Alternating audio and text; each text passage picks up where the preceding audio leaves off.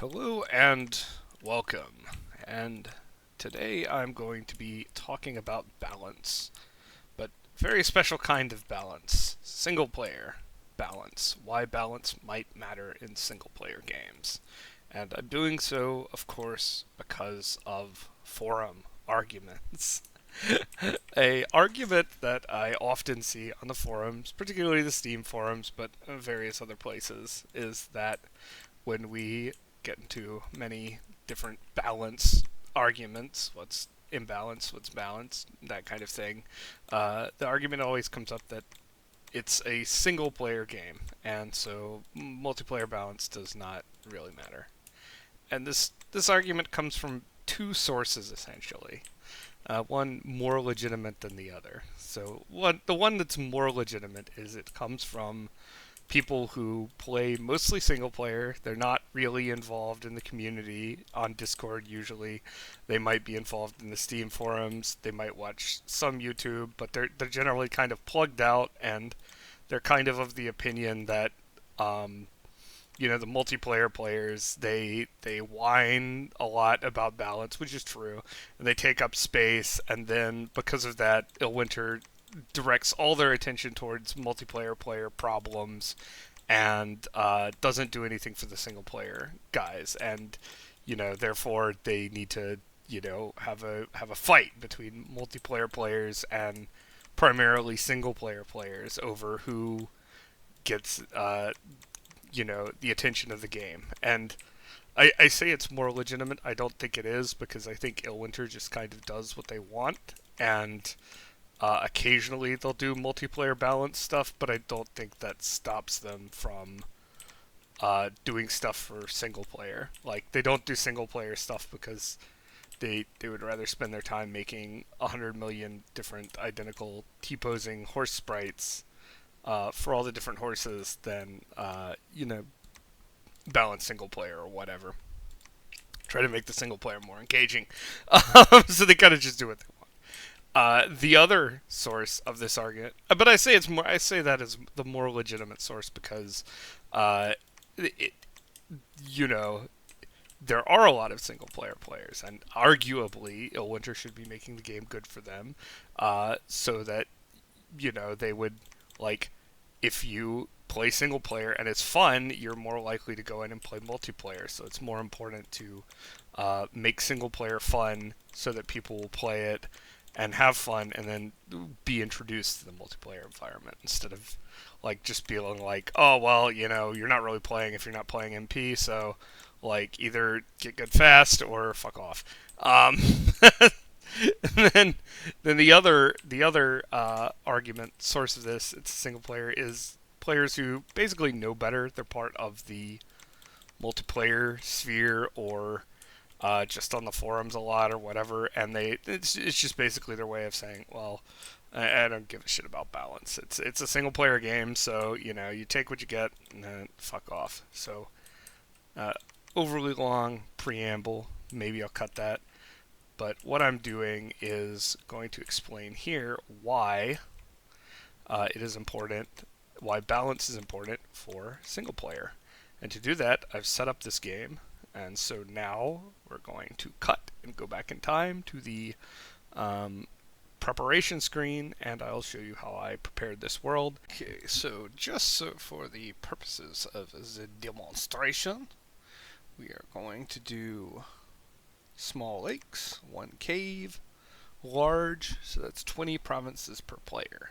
And so that's the important bit, 20 provinces per player. Okay, late age, because I think this is the one to do it in. Human players, Abyssia and Ulm. Abyssia because I want to test it, Ulm because it's a nation that's kind of in the middle. Well, it's kind of good, but it's not like donkey strength. And what I've done here is I've just made the new nation, Zamadia and Andromania. They are easy AIs. And then Bogaris, Merignon, Picanyi, Jomon, and Agartha are all difficult AIs. I've set the type to standard, so that won't be affecting anything. It won't matter who's aggressive or defensive. They're all just going to be playing standard AI. Normal settings, but no thrones. Makes it easier to see the expos. Alright, and we're back on turn 19. I also saved turn 14, but I'm not going to show it. And to just tell you what I did, other than the AIs, I basically just expanded until I had a reasonable empire and a reasonable number of scout provinces. I took less than my provinces per player with the two nations I was puppeting, and then ran my scouts out to find people's borders. I did not try to obstruct the AI, although in this case, Marignan attacked me across the ocean because they are just blind sailing into provinces, which it might be a problem. But yeah, but this is just going to show you how this is LA. This is going to show you how um, nation balance affects the single player gaming experience. Uh, in a lot, in this case, or maybe not this case, but in some ways, it's a more of a disruptive factor to single player than it even is to multiplayer. So I don't think that it's a single player game is really a reason to stop caring about balance. So let's see how they've done. I've made my empire. I've put my scouts out. So we've got Marignan over here. It has a nice 7 provinces. So not very big or threatening. It is turn 19. So this is pretty bad on the difficult setting.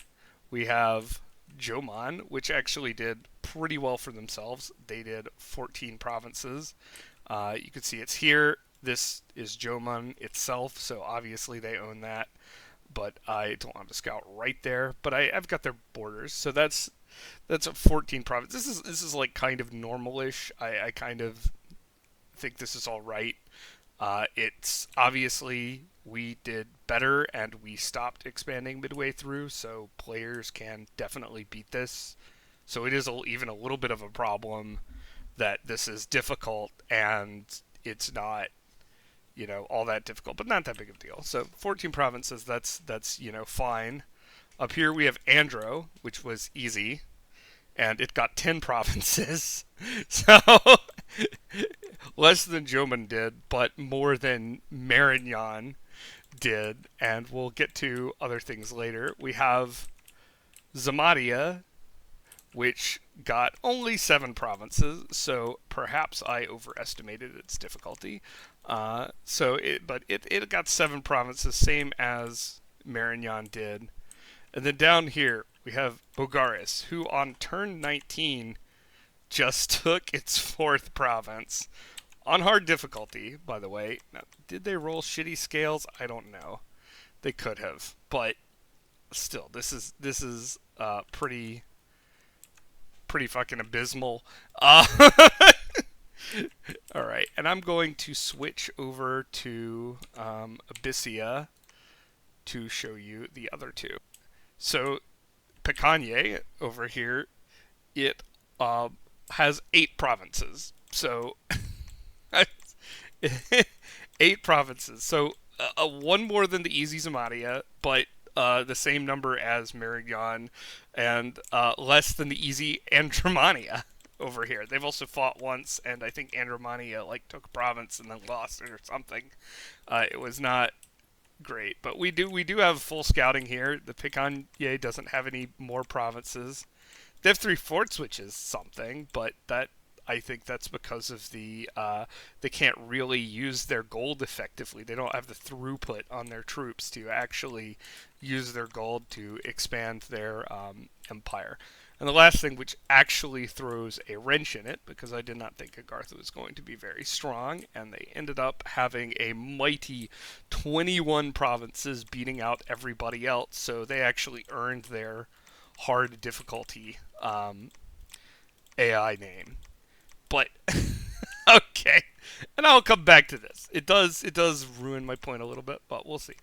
But coming back, just showing the Ulm section, what I wanted to show was that when you have nations that aren't balanced, and I understand that since the pretenders are random, you could have good and bad rolls on pretenders as well, but I think these results are pretty typical for these nations, um, particularly this. But my point is, when you have nations, especially in the LA, especially that have expansion difficulties, then they, first of all, they're not really functional single player opponents. And second of all, it means your difficulty settings are completely just wrong. Because when you have something, when you set a AI on difficult, right, you might expect a difficult fight, and then they just completely flop, right? That doesn't really earn the like difficult name. I know these are just resource bonuses, but usually you set nations on difficult, you expect them to be harder than nations set on easy. But here we have Bulgaris, which is going to not be very difficult at all, despite its resource bonuses, because it can't fucking expand. And it's going to be a lot less difficult than Andromania, or even Zamadia, who are both set on easy. Zamadia set on easy ended up being kind of normal, so maybe I overestimated it a little bit. And Andromania set on easy, I mean, I could buy this as easy, but in that case, Picanha, like Picanha, Marignon, and Picanha, Marignon, and Bogarus, which were all set to difficult, all performed worse. And honestly, Jomon is 4 provinces up on them, but they did not perform all that much better. They semi earned their difficult. These guys, they kind of went into normal, and so that kind of goes to show what I was saying is when you have nations that aren't balanced in the broad sense of their units being bad, rather than like and being imbalanced because of a specific one unit or one combo, then it ends up actually being much worse for the single player game than the multiplayer game. Because on like Boogarus, if I'm in a multiplayer game, I can say, well, yes, okay, their troops are poop. They kind of don't expand good. You kind of need to be really on the ball to even expand enough to get enough resources to make your troops like reasonable. Not to mention they don't really have a sacred worth writing home about. It's very cheap, but that doesn't do anything. But they have all these good mages, and these mages can do communions, and they can blood hunt, and so therefore we're going to either take like an awake expander to deal with this nation's weaknesses. Yeah, they have very fast research, or we're going to have a awake researcher. We're going to rush up body ethereal, and we're going to start like taking provinces, and then you can kind of make a game out of it. But the AI cannot do that. The AI is random, basically, on what it gets. It is recruiting from across the roster. It's even summoning things, but because it's recruiting across the roster, you know, you have like it's recruiting mostly bad units, and there's not really much of a redeeming factor. These units are all generally they cost resources, so you need to actually take your land in your cap circle to mass them, and they're all generally pretty weak except for the Malia Drazina. But the AI is not going to just mass heavy cav and expand with heavy cav, and it would be very boring if they just fought with heavy cav. So they're going to, even with the difficulty bonus of difficult AI on them, they just fail, and they aren't a good opponent. And so if you go into a game and you set them on a difficulty, unless you know before playing that they're weak and therefore they need a big boost and therefore they should be on like mighty or really master or impossible to do anything, or have a custom created pretender or something, they're just going to like suck shit and not provide any kind of single player challenge. Same thing with Marignon. They have a fairly weak roster. They have a bunch of shit they can do, but you've got some great sword guys which are like good, but they also require a lot of resources. So they don't really take their cap circle. They have a cross section of random shit. They don't really have a great sacred, and like they're summoning scorpion beasts, they're recruiting woodsmen, and they just like they roll into my PD with this crap, which would not take the indies that were here either. So like they don't provide a challenge at difficult either. On the other hand, when you have not necessarily strong nations, because I'll give a counter example. Like Ulm is a strong nation, in my opinion, but it's not strong across the roster. Why it's strong is because you've got a sacred who basically rides on top of an ogre. This guy's 24 hit points, an ogre in plate mail, so he's got 22. Prot does 16 damage, and then it's a fully armored knight on top of a fully armored ogre, and so you can just slap Stygian skin or something on these guys and go indefinitely. You could hell bless them if you wanted to. You could stab bless them, whatever. And then Ulm also has some like pretty good units. Ghoul Guardians are like niche. Now that the Black Templars there, they're a little less important, but they're still like good. They deal with sacred units. They give you a magic weapon. They got some abilities. Blah blah blah. Zweihanders are good. Zweihanders have really good stats. They have really good fucking beat down with their fucking sword, all that kind of stuff. I don't like Rangers, but it is a crossbow, so that's there. But when you go in with the AI, they're not necessarily going to be optimally blessing Black Templars. It's going to even the nation out somewhat. They're going to have a lot of these lesser units that are actually not really very good in the LA, and they're very resource intensive. Villains are absolute crap. They don't do anything. They're going to have rangers, so they're going to have a cross section of units, and they're not necessarily going to be recruiting optimally. So when you have a nation where you have one or two strong, really strong things, and then a bunch of like regular stuff, the AI will not necessarily be able to leverage those strengths in the way the player would. However, that applies both ways, because if you have a nation with a lot of weak units in its roster, like if you like, hell, Picanha is even worse, but like Marignan, or like, like Bagaris, go back to them, great example, a lot of weak units in the roster. A player can use these. I've used these to effect before, but if it's not taking its cap circle, if it's not clearing with these weak units, then it's not getting the resources it needs to mass them, so it never takes off, regardless of difficulty bonus. Same with Marignan. Like, they've got a lot of weak units across the board. Some of these units can be done, you can do things with. What does this guy do? He does nothing. But, like, a lot of these units, they're all high resource, and they all, like, a lot of them are not that strong of a roster. So they just, when it recruits across its roster, it's not going to do very good.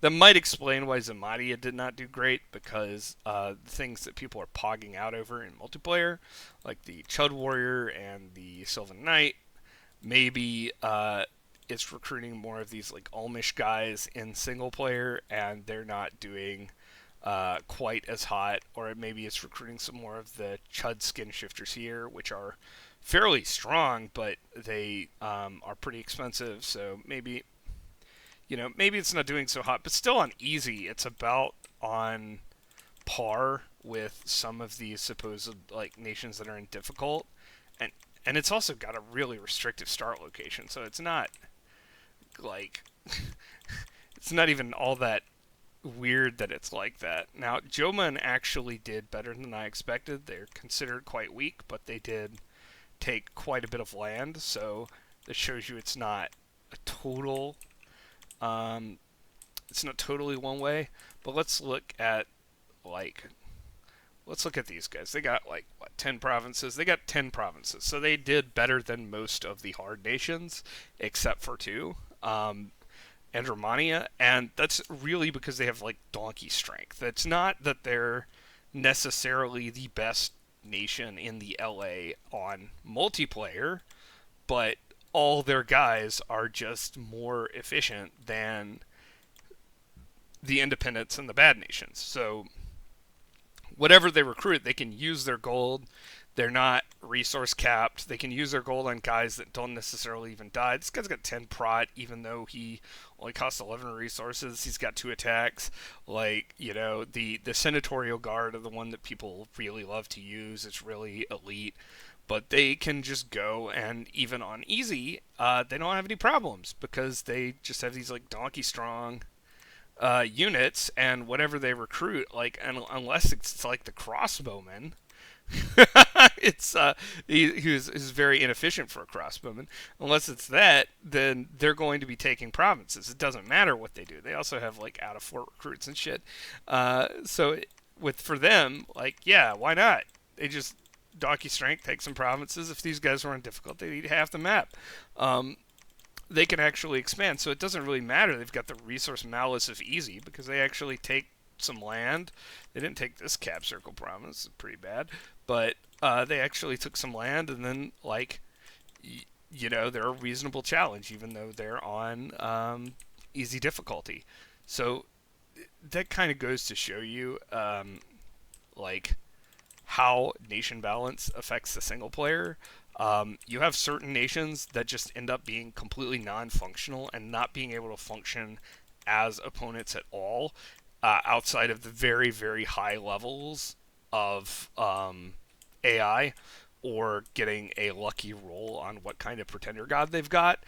And then you have others that punch above their weight. I don't think Zamadia really punched above easy that much, but considering that some of the harder nations did not do better than it, that's still a sign of imbalance. But Andromania punched way above its weight. So if you go in and you have a bunch of, let's say we set all these nations on easy, then you might, you're a total noob, you might actually struggle with Andromania, even though they're on easy, because the nation chassis itself is just generally imbalanced, and it applies across the roster instead of just being one like strong unit that you're leveraging. I do want to address Agartha because Agartha surprised me, and so I do have to address like where my theories are not so sound. But Agartha does not have a reputation as being a particularly strong nation, and yet they did the best of everyone. They got 21 provinces. They would have expanded across the map and started eating the other AIs if we just gave them time or didn't obstruct them. And we weren't trying to obstruct Agartha, but it ended up that way because they were so successful. Now, the reason why I don't say, like, oh, that means Agartha is busted and nerf them, or their roster is super strong, is because they started underground. And the underground has a lot of resources, typically. Like, look at that. Has a lot of resources, and it has some very easy indie types, like the Pale Ones and the Zots are very easy indies. They're very easy to take for anybody with, like, armor. So all Agartha needed to do was run over a couple of easy indie types, and then it had enough resources to actually recruit its roster, recruit its units, and then leverage its difficulty bonus as a difficult AI and actually get going as a nation. So just being underground gave that, in my opinion, gave that huge advantage. And cave drakes are actually pretty good in expansion, so it's not like that wasn't like not to shit talk them too much. Like, they're generally not considered great in multiplayer because they got this kind of little derpy little sacred that doesn't really do anything. They don't have any like big standout units, and their magic's a little bit scattershot. But they're reasonable. But I think just by being underground and having the ability to play the underground expansion game meant that they actually leveraged their strengths and came out way ahead. Whereas for the rest of these LA nations, we'll go back to the Ulm perspective, the rest of these LA nations, just most of them did not expand. Joman ended up doing pretty well, surprised me, but that's it is what it is. Yeah, without even without even bad good scales. So that's that's very surprising. Maybe they have an Earth Snake. I don't know. But but the rest of these guys did as expected very poorly. That is why nation balance matters in the single player game, because you want nations that are going to be able to challenge the player, and you also want the difficulty levels to mean something. I understand that some nations are going to be stronger, some nations are going to be weaker. You can't get perfect balance, and balancing for both single player and multiplayer is difficult because they want separate things. But if you have nations that just don't go anywhere, then they're not going to provide their stated difficulty at that difficulty. They're going to require an insane amount of resource boost before they even become relevant. And it's unreasonable to expect the players to know beforehand which nations are good and which nations are bad by default, and therefore which nations to set to higher or lower AI levels. Um, yeah, that's not reasonable. It's also not reasonable to have it where you need to change the default settings to make the AIs work. Like, you can, like, I could have set, like, hey, 5 starting provinces, and then all these guys would have probably done a lot better, because they wouldn't necessarily had to take their cap circle and take the resources. Like, this default star didn't really helping either. It's got 3 connections and then a water connection. Um, like, there are a lot of them are on coasts, not really helping, but that's another story. But yeah, so having to know which nations you have to yoke up just to get them in the game is not good for a single player experience.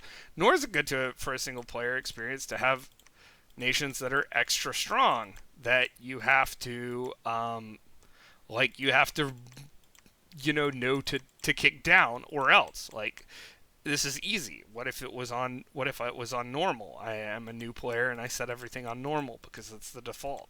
And then all of a sudden Andromani is really strong and I gotta learn how to deal with them. But a lot of these other nations are really fucking weak. I mean, I didn't talk much about Picanye, but Picanye is fucking weak.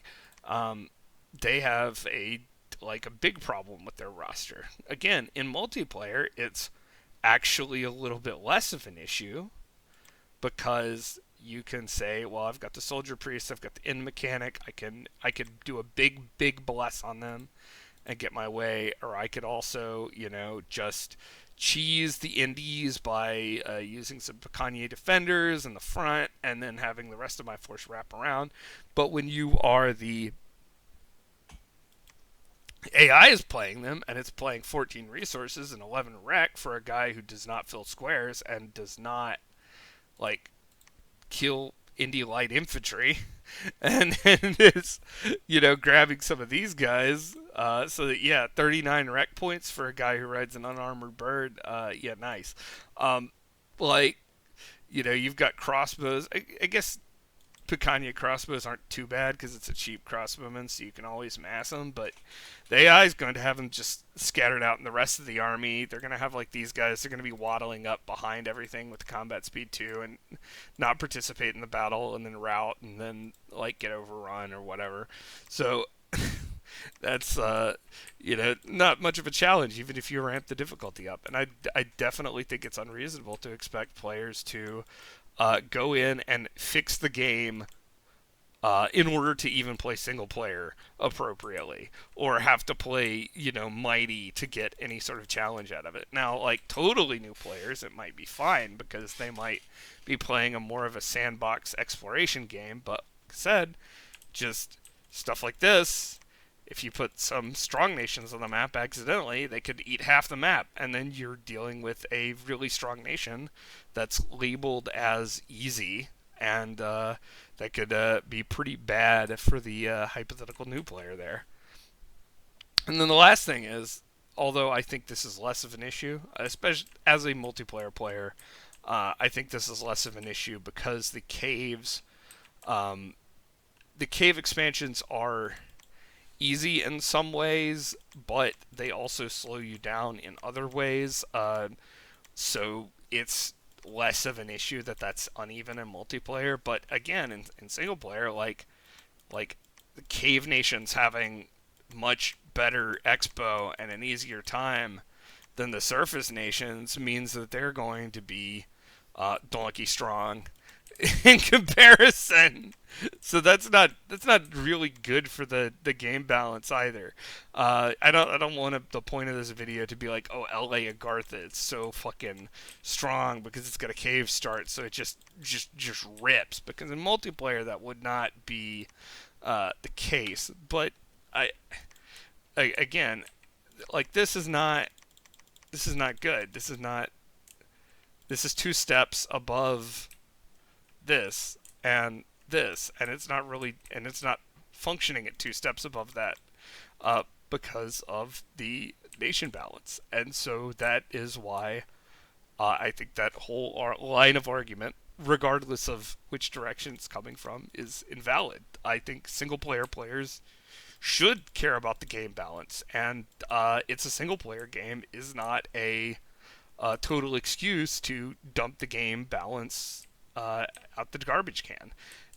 If it comes down to a conflict between single player and multiplayer game balance, I could understand multiplayer losing. Like if I said, oh, we need to nerf these guys, they're too strong. But in single player, it was like, well, they're the strongest thing in a weak roster, so, uh, like they keep the nation balanced. That would be one type of argument. But that's not the type of argument that happens. Instead, it's like, oh, single player needs to, because it's a single player game, all of a sudden this balance stuff doesn't matter, when in fact a lot of it is just magnified in the single player experience over and above what it would be on the multiplayer experience, because you don't have a human intelligence there to sit around and unfuck the nations that are weak and that don't fucking like expand for shit.